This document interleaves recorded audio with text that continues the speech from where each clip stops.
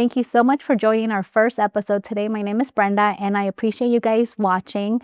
Today, we're going to be having Ramona Chavez, a private fiduciary in California. We hear the word fiduciary a lot, especially in real estate when it comes to our fiduciary duty to our clients. But this profession is actually, they're licensed by California, and they manage people's care and finances. We're also going to be discussing how she got into the business and the things she does on her time off here in Southern California. So for my very first guest, I wanted to bring in a professional in an industry that not a lot of people know about, a professional fiduciary. Before she tells us what she does and what important work she does, I wanted to tell you a little bit about her. So Ramona Chavez is from South Pasadena, who began her career as a social worker, where she developed a deep passion for helping others and advocating for people's well-being. Caring for others has always been part of who she is. Even runs in the family. Her mom was also a fiduciary. She's a mother, and believe it or not, a grandmother to an adorable little toddler. Outside of work, she's a foodie who loves exploring not just Southern California, but beyond. Her adventurous spirit and kind is actually how we connected. So thank you, Ramona, so much for joining us today. Thank you for having me. So tell us a little bit about you being a fiduciary. What does that entail, and what is that? So a fiduciary encompasses a lot of things under one name. It's a license regulated by the state of California, and it's when you have a non-professional family member who is responsible for managing personal and financial affairs of individuals who are unable to do so themselves. Um, that could be a senior citizen, that could be a person with a disability, a person with a mental health diagnosis, or someone who is vulnerable to other people and has been taken advantage of. In my capacity as a fiduciary, I serve as a trustee. I serve as a conservator of the person in the estate, as a guardianship for minors' estates, as a probate administration after somebody passes. And I also, for some people who haven't quite reached the stage where they need that level of service, I also provide case management for them. Well, so I mean, that is a lot of responsibilities for one person to handle. But you did mention conservatorship of the estate and of the person. What is the difference between that?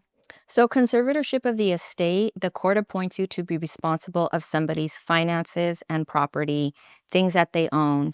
And conservatorship of the person is when you are legally responsible for that person. And that could be where a person has the majority of their rights taken away, or they're under limited conservatorship, which is created more for people with developmental disabilities or intellectual disabilities, and they get to retain some of their rights. And so you can be appointed as a conservator of the estate, a conservator of the person, or a conservator of both. And how does someone go about getting appointed or you becoming a fiduciary? What was the process like? To be appointed as a fiduciary? So typically I am contacted by a family member, an attorney, a financial advisor, who most of my cases have been existing cases and are not brand new conservatorships, although I have been called to be named on those. The process hasn't worked out where I was actually appointed. So somebody contacts you because there is a need and someone needs to initiate a hearing in court. They file a petition to show and provide proof as to why this person needs to be under conservatorship. And all of that information is reviewed before an appointment is made. This can often happen between family members who are fighting and not getting along and are unable to make decisions with their family members. This can happen when there's maybe an elderly person who doesn't have family nearby or doesn't have someone who is helping them, and then they get taken advantage of by people who see that this person is vulnerable. So petitions come to the court through various ways. And that's very sad that a lot of people get taken advantage of, like you said, especially the elderly. And that's why you guys get appointed. But how do you become a fiduciary? What is the process? So to be a fiduciary in the state of California, you need to get a certificate and then you need to pass licensing exams. Those are the two very basic things.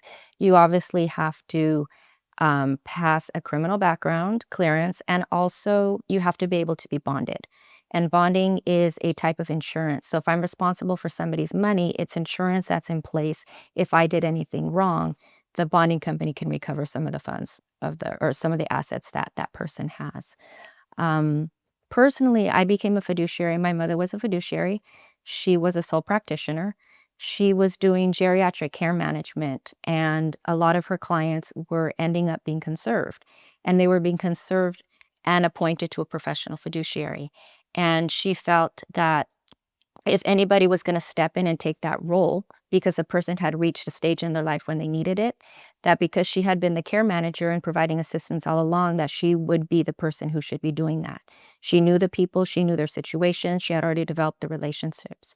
So my mom she went through the process to become a licensed fiduciary, and that's how she started her business. She primarily worked with elderly individuals. Um, Also, at the time she became appointed, there were only maybe 2 other Spanish-speaking fiduciaries in the entire state of California, and so once it was known that she was, bilingual, she also started receiving referrals for special needs trusts and conservatorships of either bilingual Spanish-speaking people or people whose family members were monolingual Spanish-speaking. So she played a very important role. That's amazing. And right now, I mean, that was when your mom was in business. How many Spanish-speaking fiduciaries do you think are in California? I mean, it's still a minimal. It's still minimum. I don't have an exact number off the top of my head of fiduciaries who actually speak Spanish. I would say less than 20%, definitely. There are a lot of people who have Spanish speakers in their office, and so they have somebody who can communicate for them. But I don't think that's the same as when the person who is responsible for you or a family member can actually communicate with you directly. And communication is key, especially you coming from a social worker background. How did you switch from being a social worker to being a fiduciary now?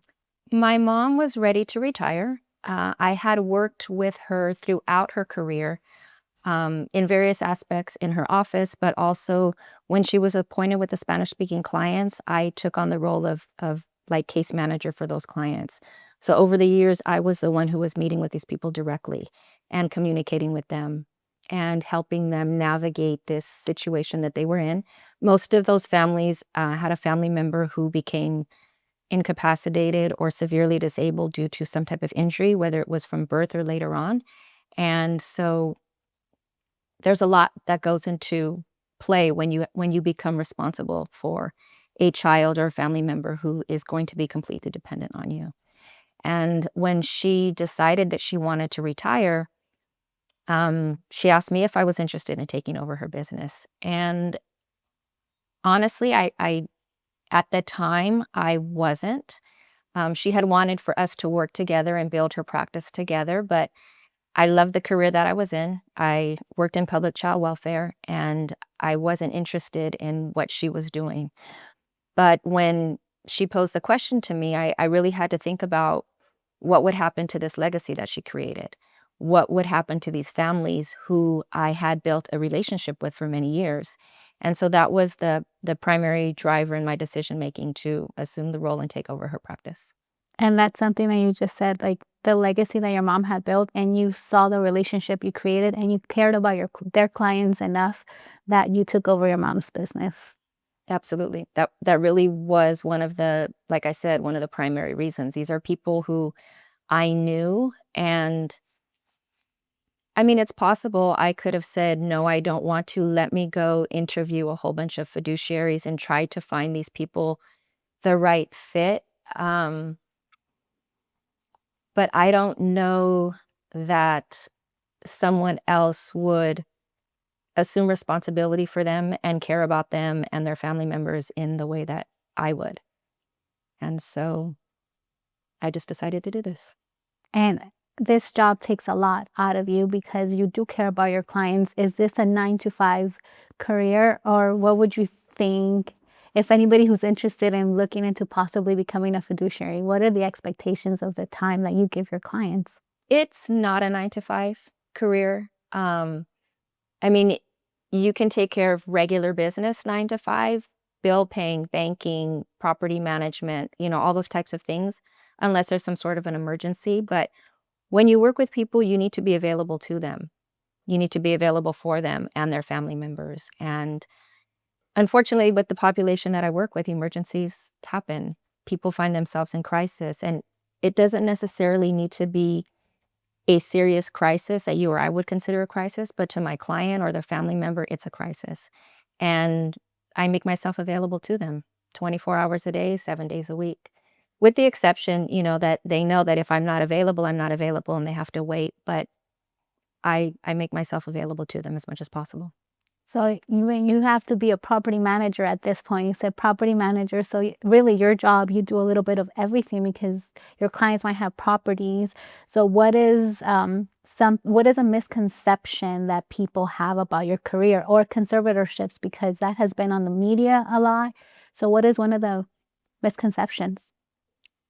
Unfortunately, negative things always get more attention in the media than positive things. And so I think a negative conception that people have is that a conservatorship is bad and conservators are bad. We do have the ability to do all of the negative things that you see in the media, because the court has appointed us to be legally responsible for someone else and someone else's money. So if I am a dishonest person, and I'm looking to take advantage of people, in my role as conservator, I could do that. But I think that there are less people who are out there in my position who do bad things to people.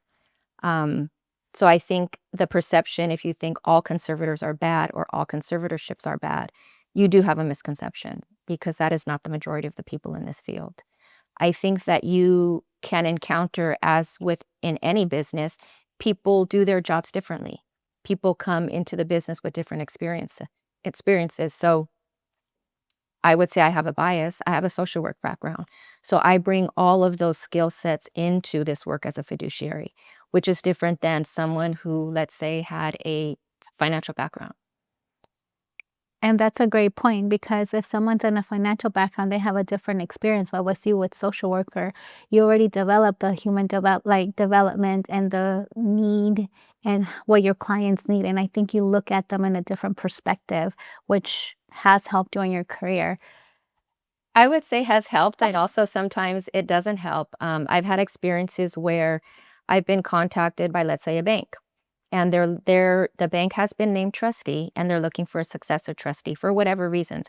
Oftentimes, it's that the money that or the assets in the account has become lower than the threshold that they choose to work with, so they're looking for somebody else to take over.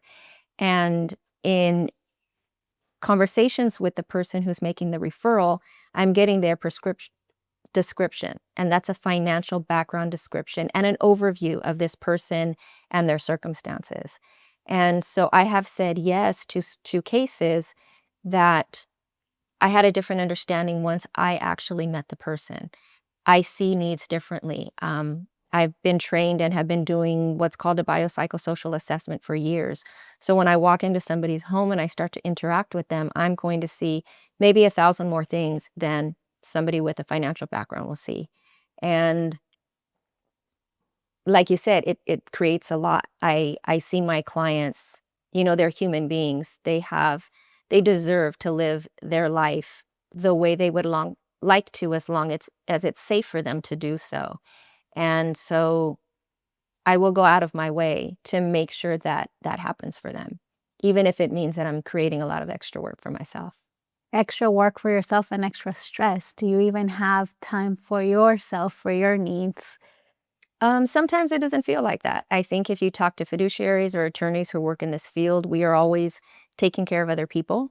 But we all know that taking care of yourself is a priority, especially when you are responsible for other people, so that you can show up and be present for them. So I do find time. I enjoy traveling very much. I enjoy being outdoors, like camping and hiking, bike riding. Um, I love to dance. I like salsa dancing, and I wish I could find more time to do that. But, sometimes at the end of the day, I'm just tired and don't push myself to go out and do things that I enjoy. But that's because you love your clients first and you put your clients first before yourself. You truly do have a serving heart. And I know we say you're a new grandma, so how is that? How is managing other people and then having time to spend time with him? How do you allow that? I mean, you have to, people talk about work-life balance, and it's easier said than done. Family's important to all of us, and time is not something that you can get back.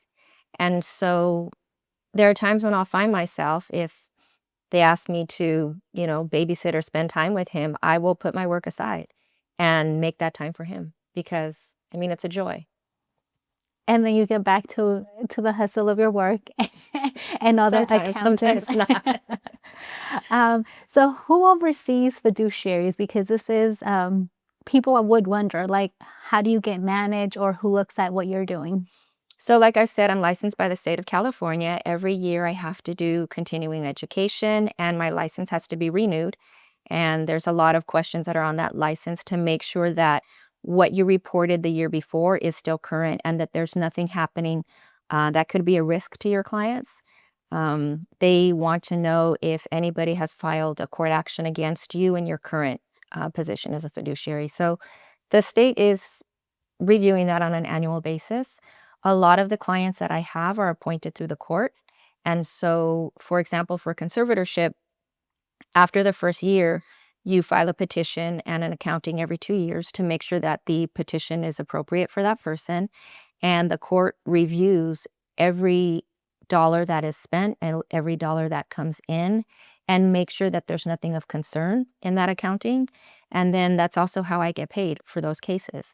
Someone reviews all of the work that I've done over the past 2 years to make sure that I am providing the services that my client requires. There are also trustee positions that are non-court supervised. And so while nobody's actively looking over those in the same way that the court supervised cases are, we still provide accountings to the beneficiary and or their family members. There are still attorneys involved who are overseeing the work that's being done and the money that's being spent. So there is oversight. Wow, that's a lot. So you have to be very methodical when it comes to your note taking every phone call.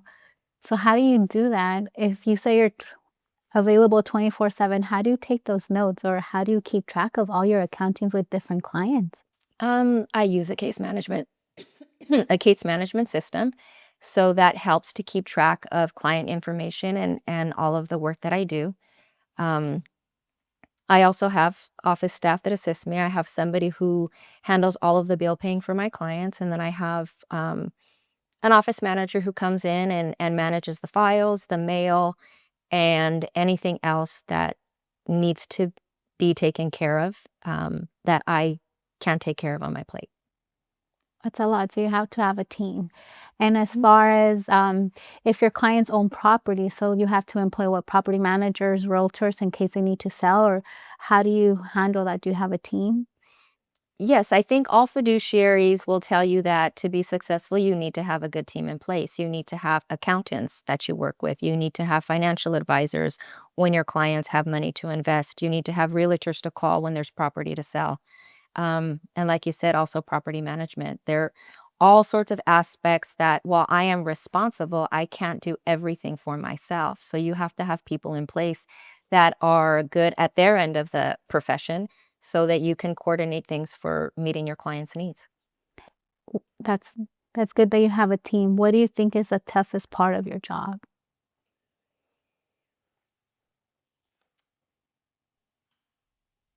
That's a hard one because every client and family is different and there are different challenges that get presented. I think maybe the toughest thing for me, and this is something that I've had to learn and I'm still developing, while I'm a social worker and can do multiple things, we're trained to be able to do a lot of things. And I can do those things. Um, but I've also had to sit back and look at while I'm capable, do I have the time and energy to do all of those things for all of the clients and families on my caseload? And so I think that has been challenging for me is when I want to do something and find it challenging because I don't have the time to do it. You mentioned earlier that I advocate for my clients. I am a very fierce advocate for making sure that people who cannot speak for themselves get the services that they deserve. And so I have to be knowledgeable about various systems, and I have to know what I want from my client and be able to hold other people and agencies accountable to give that to them, because I'm not willing for them to not get the services that they need.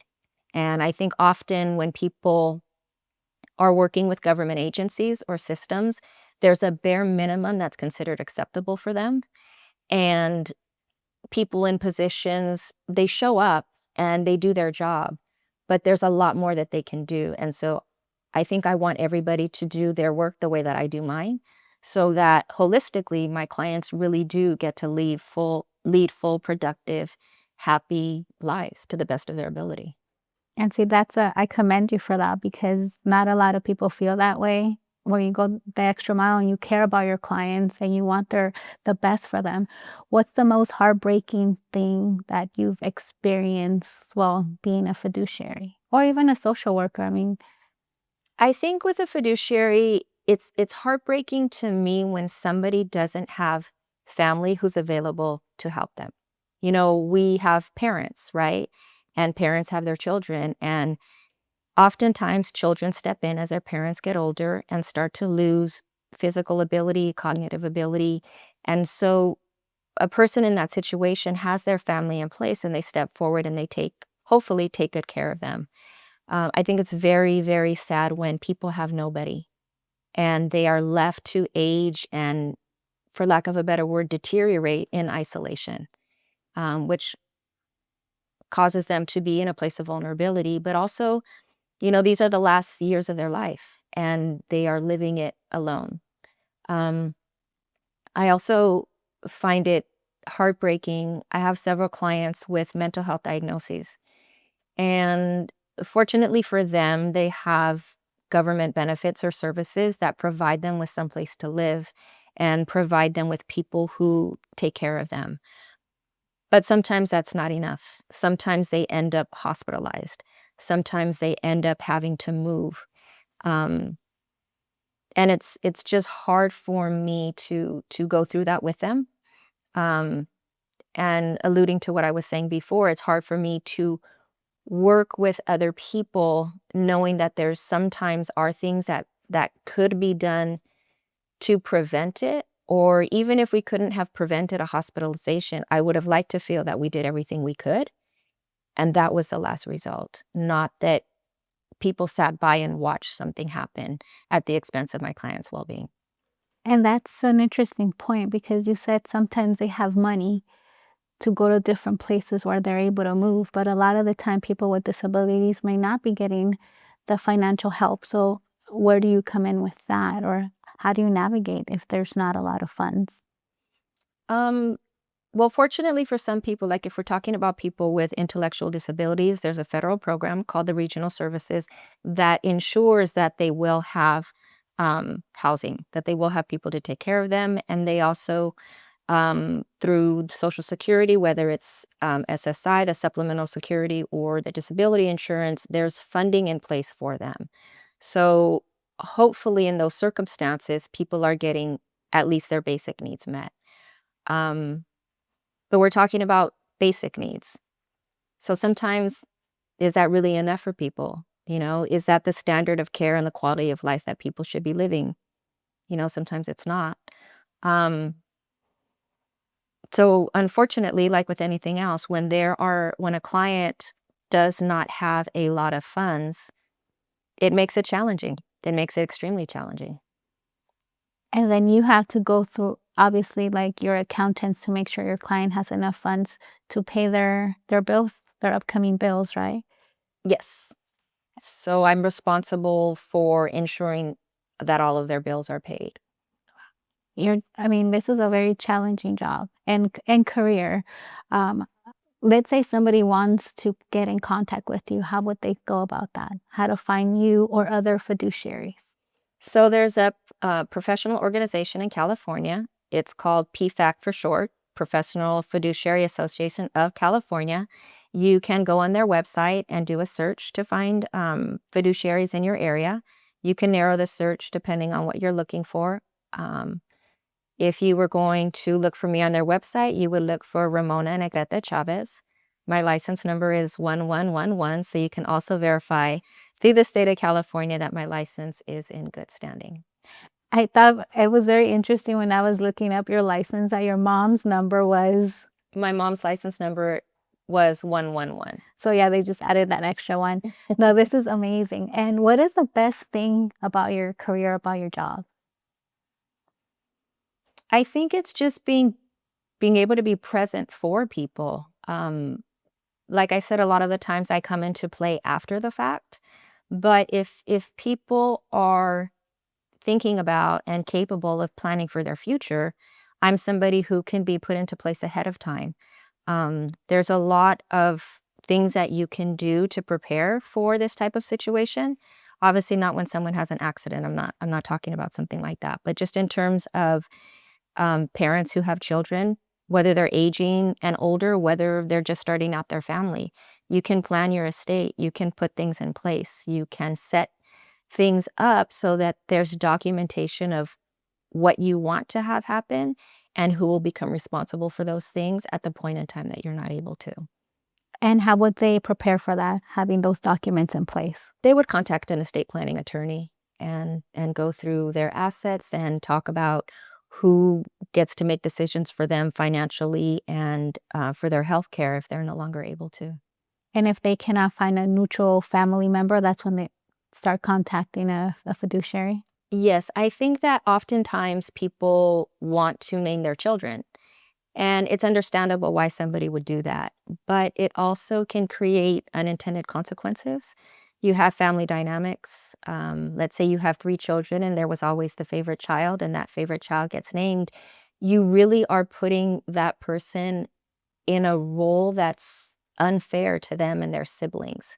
Um, so often, I think that people, as they learn more about fiduciaries, are getting educated about planning and learning the benefits of appointing somebody like me instead of a friend or family member. I have a lot of attorneys that contact me to be named as successor trustee. Let's say somebody made an estate plan when they were 60 and they named their best friend. Well, if they're 60, likely their best friend is 60 or close to their age. So you in a sense are naming somebody to become responsible for you at a time when you are no longer capable of doing it. But who's to say that your friend's going to be capable of doing it at that time also? So people are now also thinking about succession plans that include somebody who's younger than they are, who will be capable of acting at the point in time that they need to. Wow, that's interesting because yes, you would name your best friend, but what if you guys are in the same age, then you do need a younger person. Well, thank you so much. Before we head out, what is your favorite thing to do here in Southern California besides salsa dancing? I would say explore. We live in a place that has so many interesting, not only nature, but cities, so many interesting people, so many kinds of varieties of food that's being prepared by people who are actually from those countries and are making recipes that they learned from their grandparents or great grandparents. And so I just like to get out and explore. What's your favorite little restaurant that someone would say like it's a hole in the wall, but that's like a must try? I don't think I have a current one, although I have a whole bunch of ones tagged and saved that I want to try. Um, but my favorite one previously was located in Chinatown. It was called Angry Egret, and it was run by Chef Wes Avila. That was my and my son's like favorite go-to place. Their menu rotated, so you never knew what was going to be on there when you got there. And honestly, everything you would try would be delicious. But I am looking forward to in June. I saw something on Instagram. It's a Persian restaurant that's being run out of a family's backyard, just east of Palmdale.